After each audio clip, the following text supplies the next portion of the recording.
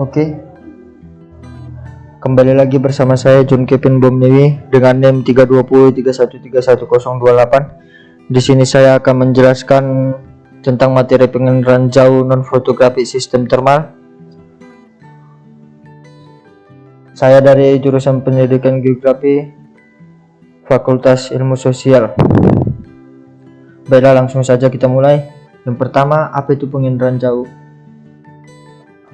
Penginderaan adalah suatu proses untuk mendapatkan data atau mengetahui suatu objek yang menggunakan sensor alamiah seperti mata, telinga, hidung, lidah, dan kulit, dan sensor buatan seperti kamera, sonar, magnetometer, radiometer, scanner, atau satelit.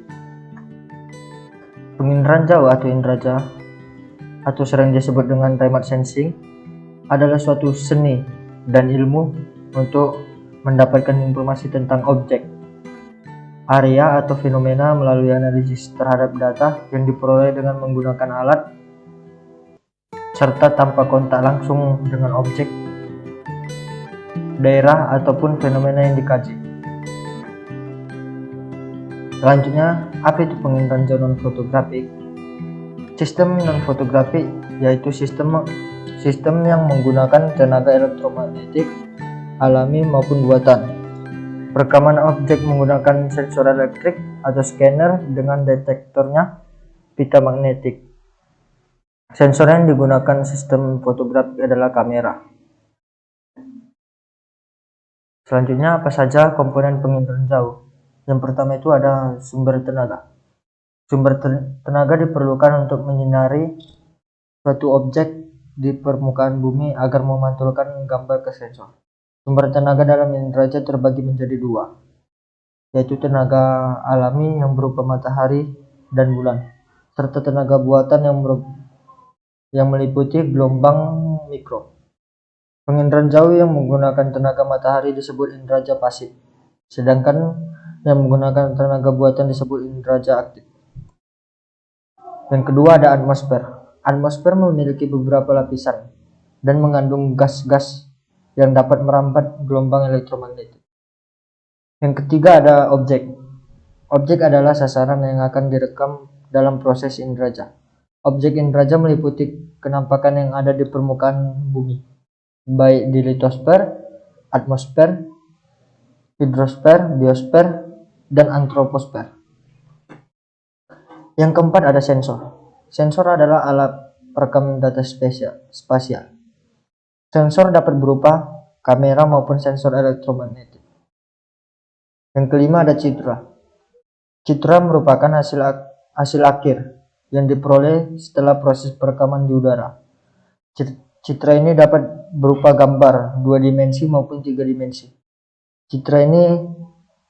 Citra inilah yang nantinya dianalisis menggunakan stereoskop untuk berbagai kepentingan penggunaannya. Selanjutnya ada definisi penginderaan jauh sistem thermal. Penginderaan jauh sistem thermal adalah penginderaan jauh yang memanfaatkan pancaran suhu suatu benda. Semua benda memancarkan panas yang disebabkan oleh gerak acak partikel.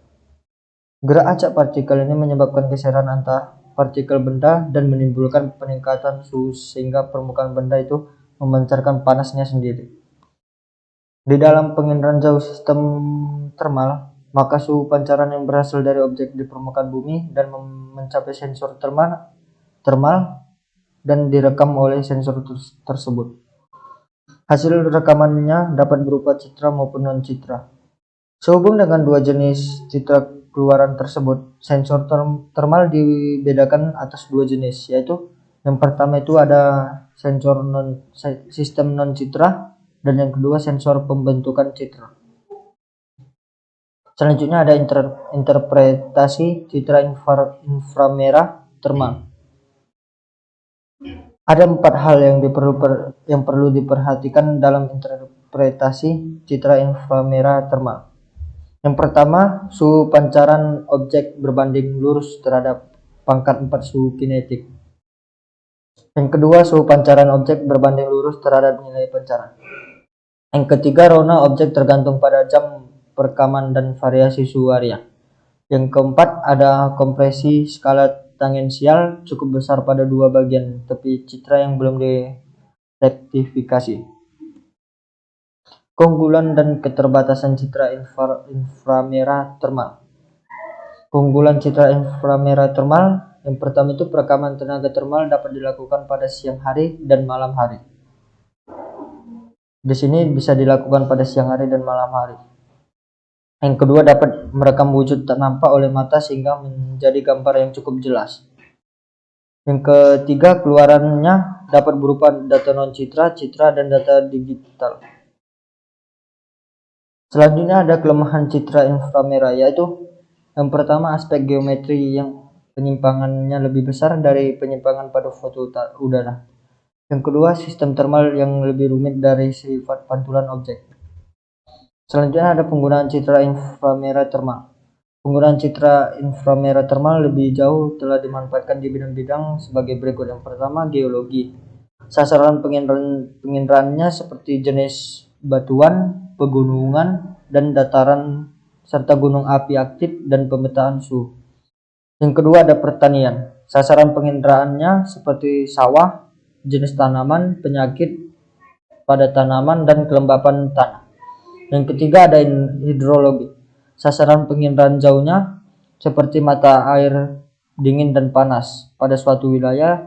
Yang kedua ada pola aliran air, batas air dan es, serta batas air tawar dan air asid. Yang keempat ada kekotaan. Sasaran penginderaan jauhnya seperti kebocoran pipa gas bawah tanah, titik panas bangunan industri, model penggunaan listrik, dan konservasi energi. Yang kelima ada vegetasi. Sasaran penginderaan jauhnya seperti evapotranspirasi, kebakaran hutan, dan gangguan serangga. Baiklah, sekianlah hasil pemaparan materi saya. Lebih kurangnya saya mohon maaf. Sekian, terima kasih.